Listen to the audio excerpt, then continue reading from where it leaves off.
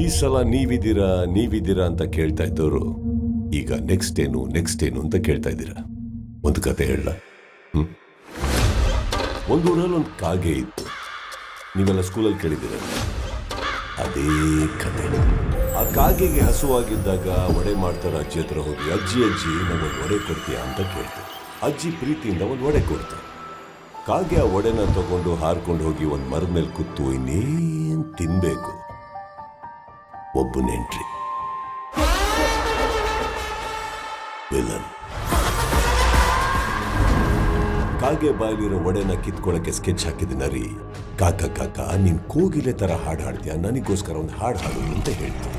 ನಿಮ್ಗೆಲ್ಲ ಗೊತ್ತಿರೋ ಹಾಗೆ ಪಾಪ ಕಾಗೆ ನರಿ ಮಾತು ಕೇಳಕ್ಕೂ ಹಾಡಕ್ಕೂ ಮಾಡಕ್ಕೂ ಒಡೆ ಕಾಗೆ ಬಾಯಿಂದ ಕೆಳಗೆ ಬೀಳಕ್ಕೂ ಇನ್ನೇನು ಒಡೆ ನರಿ ಬಾಯಿಗೆ ಸೇರ್ಬೇಕು ಅನ್ನೋವಾಗ ನಿಮಗೆಲ್ಲ ಕ್ಲೈಮ್ಯಾಕ್ಸ್ ಗೊತ್ತಿದೆ ಅಂತ ಅನ್ಕೊಂಡ್ರೆ ಓ ಭ್ರಮೆ.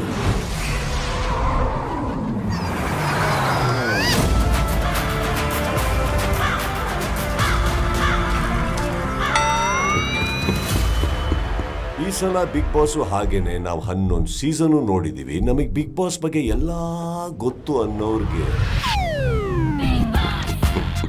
Big boss grand opening September 28 ಸಂಜೆ 6 ಗಂಟೆಗೆ.